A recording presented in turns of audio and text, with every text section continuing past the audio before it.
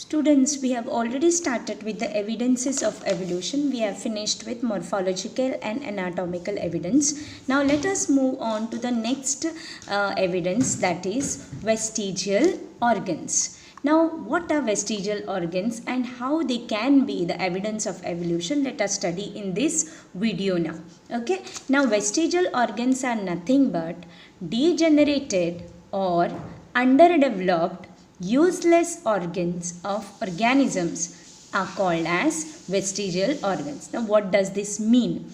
Now there are certain organs in the body of organisms which might have been degenerated completely. That means they have lost from their body, or they are there but they are underdeveloped, and since they are underdeveloped they have become useless organs for the organism. So such organs are called as vestigial organs. So from these also, it can be an evidence of evolution. So which means that certain organs, if they are there in the body and they are not functional, that means they were functional before. Why they are there?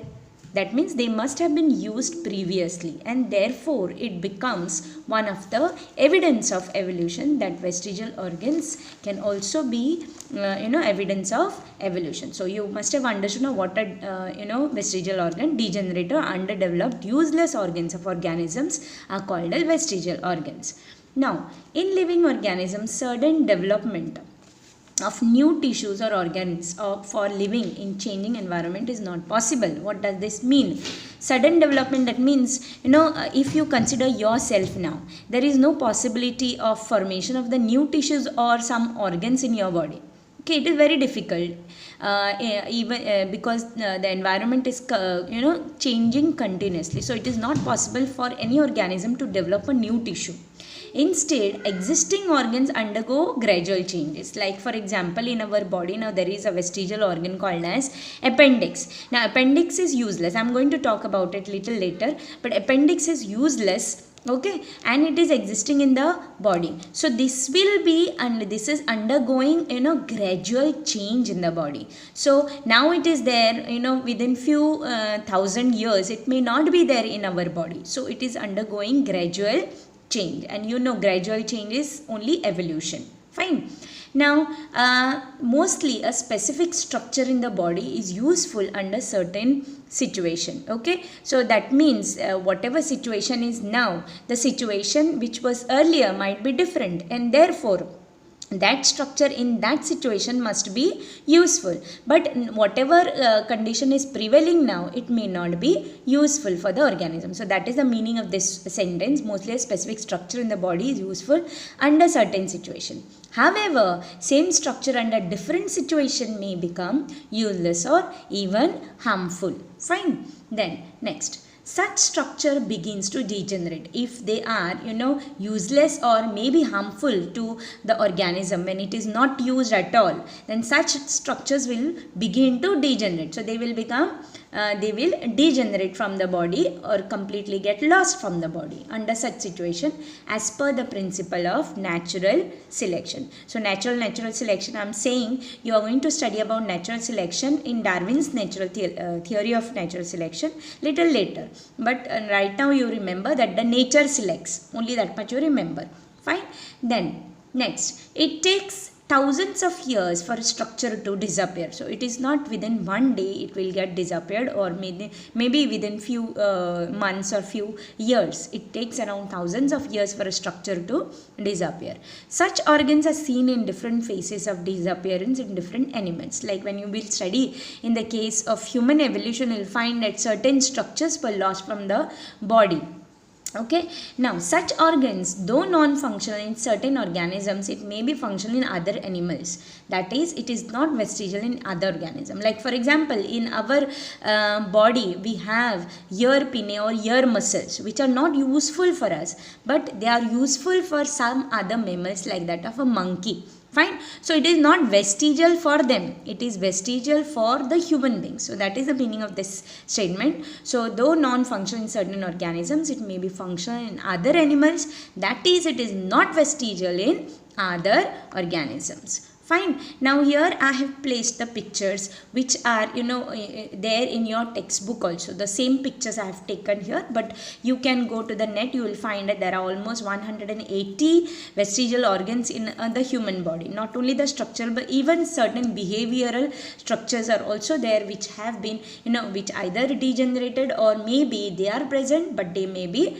underdeveloped or maybe useless in the human beings. So first one, let us study about the appendix. Okay, now appendix, if you see over here, this is actually the large intestine or the colon part of the intestine, and here there is a small outgrowth present. So this outgrowth is nothing but also called as the vermiform appendix. So this appendix is present in the human being still, but it is of no use to the human being. That means there is no function in the body of the human being. Why it is there? It is there because man has evolved from the apes, and apes earlier when it started the life was beginning. So at that time the human beings used to eat, or the apes used to eat raw vegetables or raw plants at that time. So the plant leaves and all, they have the presence of a certain chemical called as cellulose, and to digest this cellulose, appendix was very useful. But nowadays man has started cooking food, so the cellulose which is there in the plants is not directly taken up by the human beings, and therefore there is no need for the digestion of this chemical. So therefore the use of appendix has been become less or not at all. It is not used at all for digestion process, and therefore it becomes a vestigial organs in the case of human beings. So appendix, which is useless to human, is useful and fully functional organ in certain ruminants. You might be knowing about ruminants like cattles and all, they are called as, or the herbivorous animals which have which eats plants and especially the herbs and all, they require the appendix. Why? Because they have to digest the cellulose, as I have told you. So in them it is fully functional, but for human beings it is a vestigial organ because there is no use at all.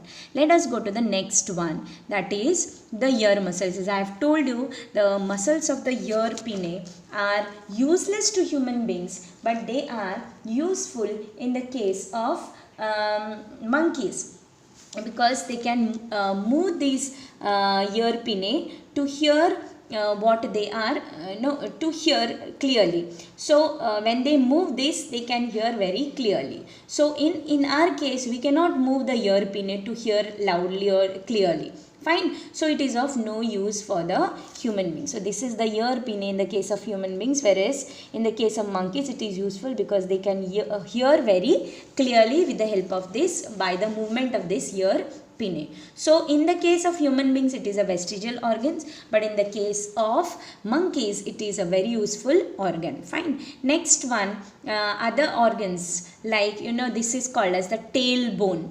Now earlier human beings had a tail. Okay, the apes had tail. Now the tail has been reduced only to a tailbone, and it is of no use for human beings, and therefore it is also called as the vestigial organ. So it is tailbone in scientific terms is also called as coccyx. Next one we have is the wisdom tooth or wisdom teeth.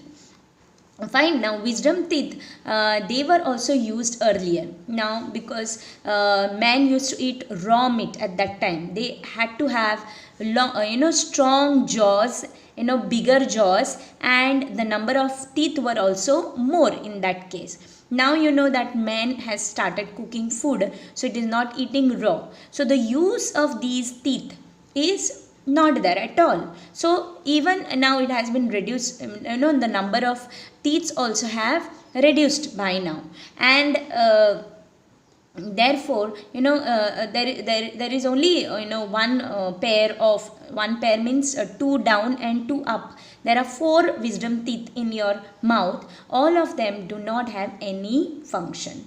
Why? Because earlier it was used, now it is not used. Even the case body hairs. Okay, for example, for the animals it protects them from various environmental changes, but for human beings it is again a useless useless organs. So this is regarding the vestigial organs. So I hope so you have understood vestigial organs, how they can be used as the evidence of evolution. So the next time we will learn about paleontological evidences. So this was a third evidence of evolution. Thank you.